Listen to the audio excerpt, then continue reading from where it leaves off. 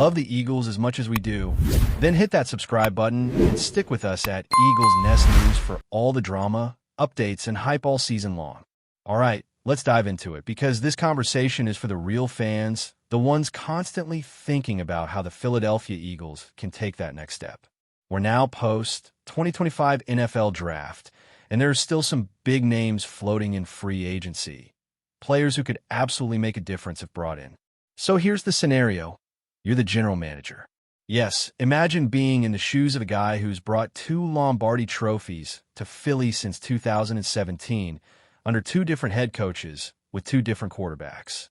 That's not luck. That's brilliance. This is someone who's mastered the salary cap game, restructured deals like a magician, and found ways to exploit inefficiencies in other teams. So now, pretend that seat belongs to you. What would you do? The number one thing I keep circling back to is depth at wide receiver. And not just any depth, meaningful, reliable depth. We all know that A.J. Brown and Devon Smith are elite. That's a duo most teams dream of having. But what if one of them goes down? What's the backup plan? Because when you look at the rest of the room, it starts to feel a little thin. Jan Dodson has taken steps forward, and yes, he's got potential. But beyond him, it gets shaky. Take Johnny Wilson, for example. Physically, the guy looks like he was built in a lab. He's tall, imposing, everything you want from a physical standpoint. But production-wise, it just hasn't translated. His hands have been a major concern, especially during last season, when he struggled to make contested catches and had trouble with routine plays. Then there's Aeneas Smith, a shifty receiver with some wiggle, good in short yardage routes. But he's a 4-5 guy, and it shows. He didn't have a strong camp, didn't flash in preseason, and honestly, didn't earn the trust of the coaching staff enough to be leaned on during the regular season. Even when he found his rhythm late, it wasn't enough to justify a larger role. Then we have Terrace Marshall, a former second-round pick with sky-high upside. He was part of that legendary LSU squad in 2019 with Joe Burrow, and there was real hope he'd blossom in Carolina. But that team's instability probably stunted his development. Now he's bounced around, and let's be honest, when a wide receiver starts wearing number 46, it doesn't exactly scream star potential. Jokes aside, the talent's there, but the clock is ticking. Now, let's go back to Jan Dodson. The Eagles decided not to pick up his 5th-year option, and then changed their minds and exercised it. That tells you they saw something they liked. Maybe toward the end of last season, when he started to shine as the lead option in games where Brown and Smith were sidelined or being rested. Dodson looked confident, aggressive, like the first-round pick he was supposed to be when Washington grabbed him. But even with that late surge, the reality is that if either of the top 2 receivers goes down, the Eagles would be in trouble if he's their main guy. He's a good piece, not the piece. This brings us to a potential name that's been floating around. Amari Cooper. Yes, that Amari Cooper. A guy on a borderline Hall of Fame trajectory. His numbers speak for themselves. Is he slowing down a bit? Sure. But as a third option? As insurance? He's light years ahead of some of the names currently behind Brown and Smith on the depth chart. Look, last year wasn't exactly his best. Between time with the Browns and then being shipped off to Buffalo, he never really settled into a role. But let's not forget what kind of quarterbacks he was dealing with. Instability, injuries, chaos. It matters. Wide receivers can't produce if the ball's not getting there. Still, he managed 32 targets, 20 receptions, 297 yards, and an average of nearly 15 yards per catch. That's efficiency. And looking back to his 2023 campaign, 72 receptions, over 200 yards, 5 touchdowns, 17-plus yards per reception. It's clear there's something left in the tank. The issue, though, has been drops. His hands have become a bit of question mark. That, combined with age and cost, probably explains why he's still on the market. But if the price is right and the role is defined, Cooper could be a stabilizing veteran presence. If the Eagles are looking for a different style, a more physical receiver, someone who thrives in contact, who can play both inside and out, there are a couple of guys who fit that mold. Last year, one of them was targeted 121 times, caught 70 balls, picked up over 740 yards, and scored 7 touchdowns. Not elite WR1 numbers, but solid WR2 or WR3 production. The drop rate, 8 on the year, is concerning, especially for someone not known for speed. But physicality? That's his calling card. He wins tough matchups, brings grit, and can serve as a security blanket if the primary guys are covered or unavailable. There's also the matter of health. The Eagles have been relatively lucky in that department. At a recent event, the training staff proudly highlighted that 21 of 22 starters were healthy. That's rare, and it speaks to the elite preparation behind the scenes. But the NFL is unpredictable. Injuries happen. Depth matters. And when you're going for a Super Bowl run, you don't want your season derailed because WR4 couldn't get open. Switching gears, what about running back? That's another area that deserves a hard look. Yes, the Eagles already have a top-tier back, arguably the best in the league last season, who frankly could have been in the MVP conversation. And behind him is another guy with a ton of upside.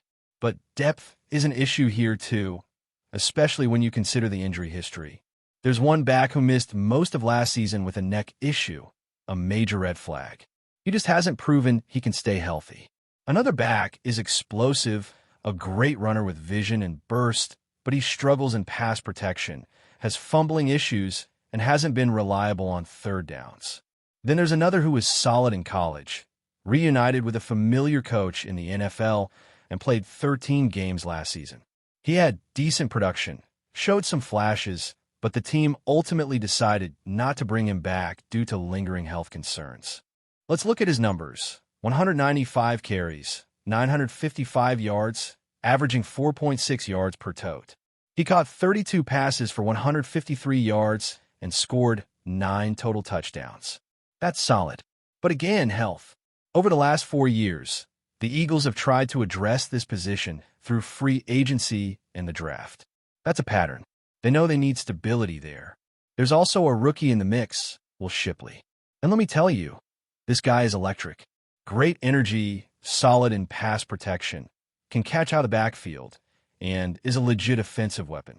Some depth charts might list him a bit lower, but personally, I think he's RB2. If anything happens to the starter, I want to see what this guy can do. He's still adjusting to the league, but the tools are there.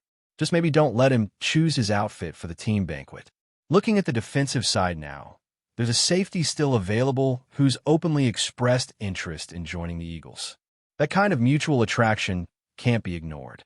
This guy started as a nickel in college, developed into one of the best safeties in the game, and despite being a bit undersized, he's fast, instinctual, and fearless.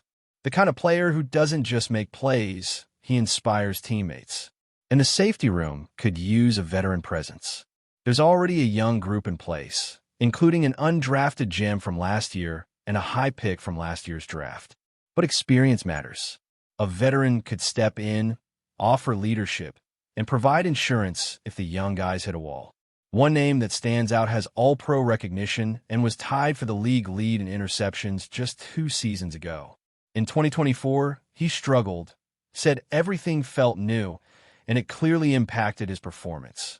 Still, even in a down year, he had 4 passes defended, ranked 19th among safeties, and brings the kind of ball-hawking mentality you want. Another candidate is a proven vet with ties to the current coaching staff. Played 16 games last year, racked up 86 tackles, 3 interceptions for passes defended, and a forced fumble. Allowed 19 completions on 23 targets. Not ideal, but the context matters. His former team's defense was a mess. With better structure and support, he could return to form. And then there's the son of a former NFL star, a cornerback who has always seemed to be in the right place at the right time. Injuries limited him to 4 games last season, but check the numbers from his first 3 years. 11 passes defended and 2 picks as a rookie, 11 games and 2 more picks the next year, 13 breakups and 2 picks in year 3. Those instincts? That's bloodline football. He's one of the most underrated corners in the league and somehow still unsigned. If the Eagles brought him back, it could be a steal. I'll continue from here in the next message to stay within the character limits and complete the 10,000 character target. Let's keep going because this roster evaluation is far from over. The cornerback group, in particular, got a shakeup after the draft. A new name joined the squad, And while another young corner will primarily play safety, he's also expected to contribute in nickel situations. What's interesting here is that the Eagles didn't draft a true outside cornerback that threatens the current rotation. That's great news for a couple of young players on the roster who are looking to solidify their place. One of them even made some noise online, sharing hilarious posts from a team visit to a well-known landmark. But jokes aside, these guys have upside. They just need the opportunity. Now, back to the cornerback whose father played in the league. It's really surprising he hasn't been signed yet. When you look at his resume, solid production in his first few years, natural instincts, and family pedigree, it just doesn't make sense that he's still available. Injuries have been an issue, yes, but when he's healthy, he's a difference maker. In his rookie season, he broke up 11 passes and picked off 2 balls. Year 2, same story. And in year 3, 13 breakups and 2 more interceptions. His play dropped last year because of a shoulder injury, but let's not pretend like he's lost a step. He's still young, still sharp, and still capable of locking down the slot or playing on the outside in a pinch. And what about linebacker? That's another spot worth watching. The Eagles traded up in the first round to grab a guy with elite lateral quickness and strong coverage instincts. But here's the twist. They might be planning to use him more as a pass rusher than a traditional linebacker. That raises the question, are they confident in the current group to hold it down in the middle? Because one name that could make a comeback spent the last few seasons under a former Eagles defensive coordinator.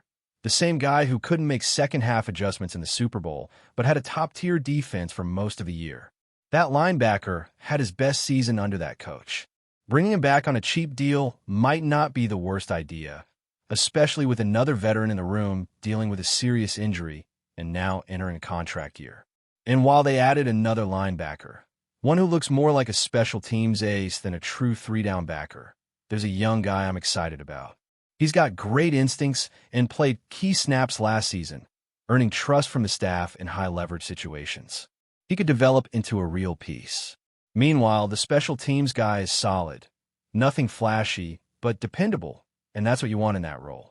But the depth overall at linebacker is a bit thin.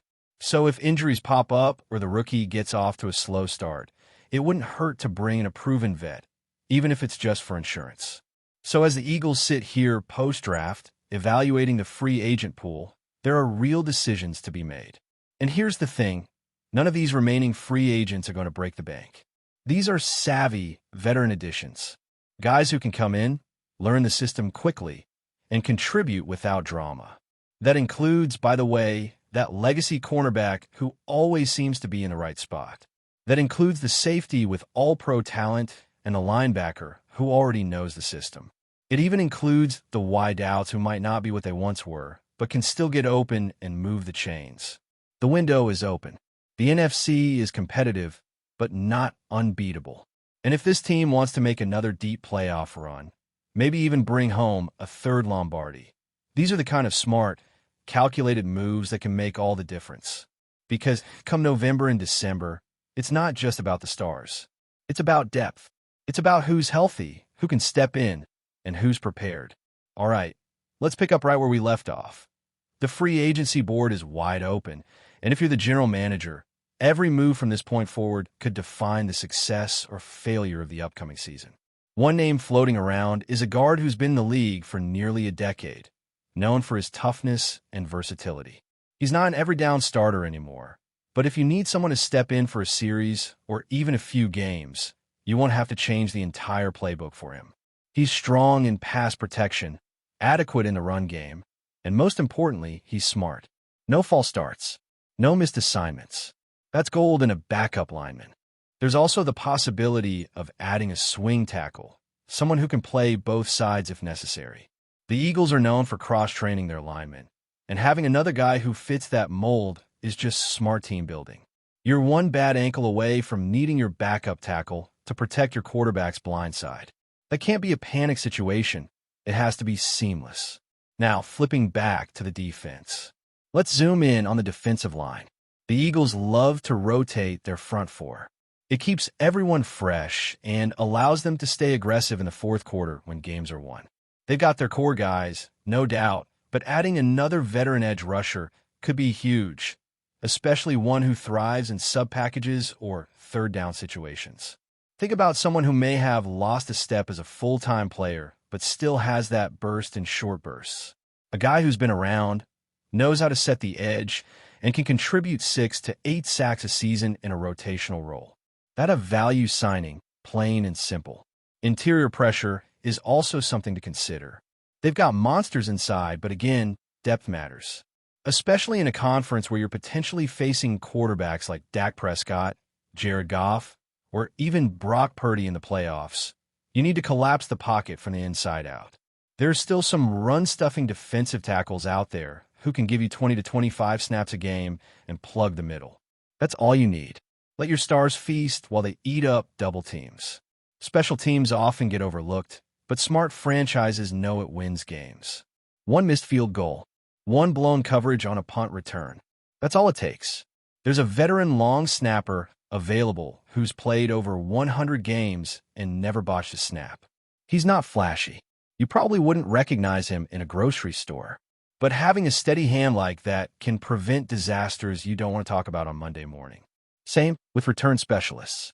If the Eagles aren't totally sold on their in-house options, there are guys out there who can field punts, avoid the big hit, and occasionally flip the field. Even if they don't break a touchdown, sometimes getting an extra 8 or 10 yards makes all the difference when you're trying to get into field goal range with 30 seconds left. Now, circling back to the bigger picture, what does this team need to be ready for a Super Bowl push? That's the real question. They've got the stars. They've got the coaching. But seasons aren't won on the first team meeting or the opening week. They're won in Week 14, when your WR3 needs to make a crucial third down catch. They're won in Week 17, when your backup linebacker has to fill in and call plays in the huddle. That's where these late off-season moves come into play. It's not about splashes. It's about stacking the roster with guys who can handle the moment. And here's the secret most people don't talk about: culture. Bringing in vets who are hungry, who've maybe been cut or traded or overlooked, often pays off. These are guys with chips on their shoulders, guys who want to prove something. You add 3 or 4 of them to a locker room with strong leadership, and suddenly the energy shifts. Everyone's locked in. Everyone's competing. There's also the mentorship factor. Think about a young corner learning from a guy who's been in the league for 10 seasons. Or a rookie edge rusher picking up tips on hand placement and footwork from a veteran who's logged 50 sacks in his career. That's development money can't buy. It accelerates learning, builds confidence, and keeps the room honest. One last point, don't forget about the practice squad. It's not just a place for rookies anymore. Teams are stashing experienced players, guys who can be elevated in a pinch and already know the system. If there's a receiver who didn't make a final 53 last year, but showed flashes in preseason, sign him now. Let him learn the playbook. If he gets called up in Week 10, he's ready, not scrambling to figure out where to line up. So here we are. Free agency is wide open. You've got a Super Bowl caliber roster. The draft brought in some young talent. But there are still gaps, some small, some potentially critical. If you're in the general manager's chair, you don't wait. You don't hope the roster stays healthy. You prepare for what's coming. Before we continue, don't forget to subscribe to our channel and give this video a like. Your support helps us keep delivering the latest updates on our Philadelphia Eagles. And don't be shy. Share your thoughts on the news in the comments below. Philadelphia Eagles head coach Nick Sirianni has reportedly made the surprising decision that tight end Dallas Goedert is no longer part of the team's long-term plans. The revelation comes as a shock to many Eagles fans and analysts alike, given Goedert's role as a consistent offensive contributor in recent seasons. According to internal sources, Sirianni believes it is time for the franchise to retool its offensive identity, and that may include parting ways with the veteran tight end sooner rather than later. Goedert, who has been with the team since being drafted in the second round of the 2018 NFL Draft, has often served as a reliable target across multiple quarterback changes. Known for his solid hands, strong blocking, and ability to find open space, Goedert became one of the key figures in Philadelphia's offensive schemes. Yet, with the emergence of younger weapons and a growing need to diversify the passing game, Sirianni is reportedly considering moving on from the 29-year-old in favor of a fresher look. While the Eagles have not made any official statement regarding Goedert's future, the coach's lack of public endorsement has only fueled speculation. League insiders suggest that the team may explore trade options either before the upcoming season or ahead of the trade deadline, depending on offers from other franchises. The move, if confirmed, would signal a major shift in the Eagles' offensive strategy, potentially opening more opportunities for younger tight ends, or even a system that relies less on the position entirely. For now, Dallas Goedert remains under contract, and his name still appears on the team roster. But behind the scenes, it seems clear that change is in the air. If Nick Sirianni follows through on his reported decision, Eagles fans could soon witness the end of an era for a player who, until recently, seemed to be a staple in Midnight Green. That's it for this update. If you enjoyed the video and want to stay updated with exclusive news about our Philadelphia Eagles, be sure to subscribe to our channel and hit that like button. We can't wait to hear your thoughts in the comments. See you in the next video.